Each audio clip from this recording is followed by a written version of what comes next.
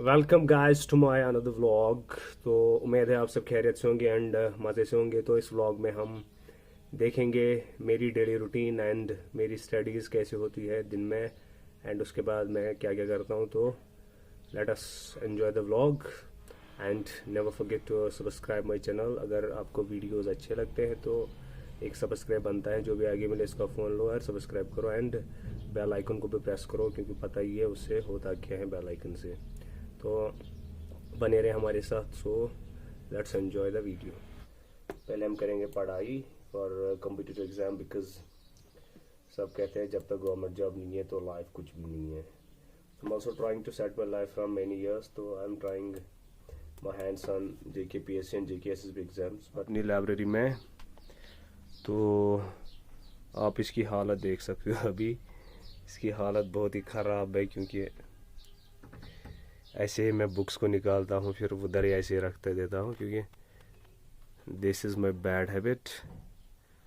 तो इसको थोड़ा बहुत आज ठीक करेंगे। तो यहाँ से लेंगे अभी इंडियन पॉलिटी जो कि लक्ष्मीकांत की है, तो इनको लेंगे प्लस CSET जो civil service aptitude practice set है उसको भी ले जाएंगे साथ में हम अभी। तो यहाँ पे मैं इंडियन पॉलिटी को ओपन करता हूँ एंड इस पे मैंने बहुत सारे रिस्ट्रिक्ट्स भी लगाए हैं, जिससे इजी होता है मुझे कोई भी चैप्टर जो है ना उसको देखना, उसको पढ़ना। तो आज जो पढ़ना है मुझे वो है फंडामेंटल राइट्स। इसके बारे में मुझे पढ़ना है। ये चैप्टर मैंने बहुत बार पढ़ा है बट इसका रिवीजन करना है आज मुझे, प्लस उस पे MCQs भी सॉल्व करने हैं मुझे, जो कि मैंने यहाँ पे रखे हैं ना इस बुक में। पॉलिटी इकोनॉमी सारे MCQs मिलेंगे फिर बाद में मुझे। देन मैं करूँगा CSET की थोड़ी बहुत प्रैक्टिस, क्योंकि ये भी बहुत ही इम्पोर्टेंट कंपोनेंट रहता है एग्ज़ाम के लिए। और मुझे करनी है थोड़ी बहुत एडिटिंग भी अपनी बुक की जो मैं लिख रहा हूँ, तो उसकी एडिटिंग भी मुझे करनी है, उस बुक की एडिटिंग।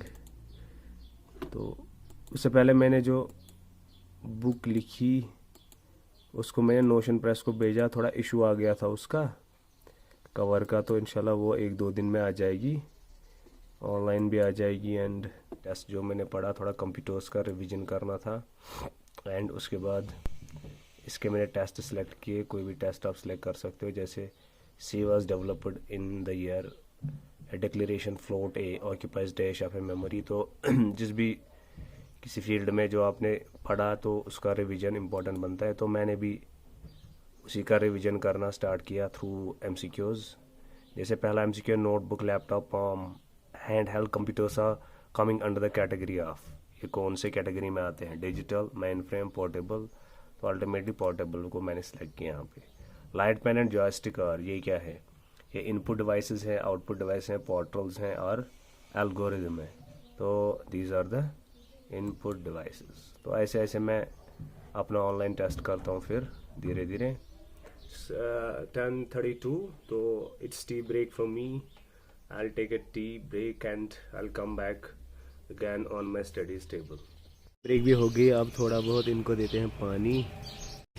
धूप को मैंने लगाए थे पिछली बार बट वेट कर रहा हूँ अभी फ्लावर्स का, तो इनको निकले हैं फ्लावर्स बट इनका भी वेट ही हो रहा है कब निकलेंगे।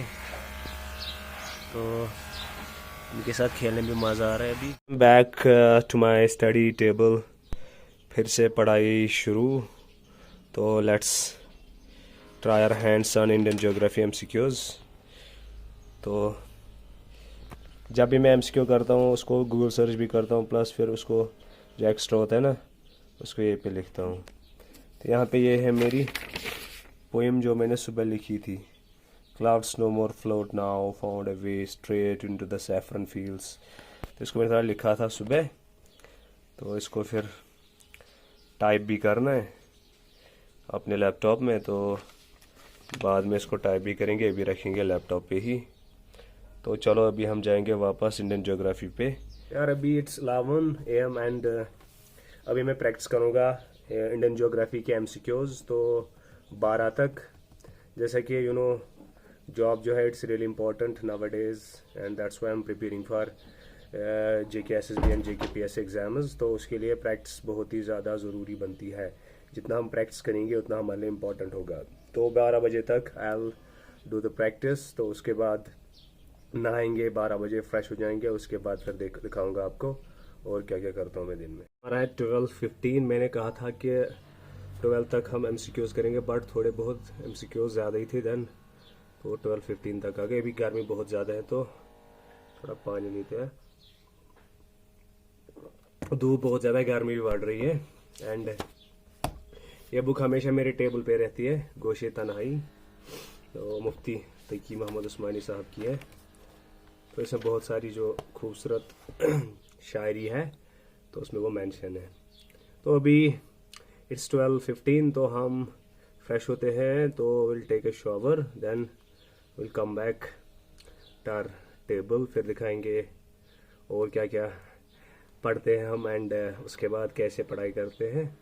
ये तो अभी मैंने नहाना ख़त्म कर दिया and I got fresh, then I changed my clothes also.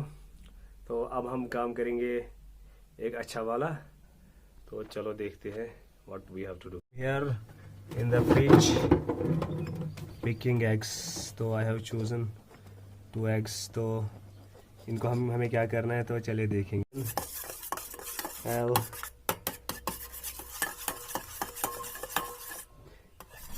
अब में डालेंगे थोड़ा बहुत salt. Guys finally that I made, I only use salt. We can taste the omelette through our own way, it is really nutritious. तो उसको खाने का, taste करने का। बिस्मिल्लाहिर्रहमानिर्रहीम। Wow, it's so tasty. तो पहले इसको ख़त्म करते हैं, उसके बाद करते हैं पढ़ाई वापस फिर से।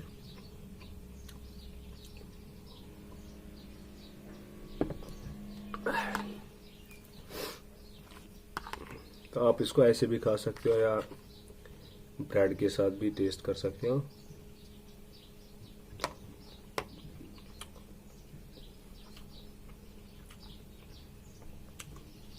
As now it is time to write something. Write any short story or poem. Today I'm gonna write short story.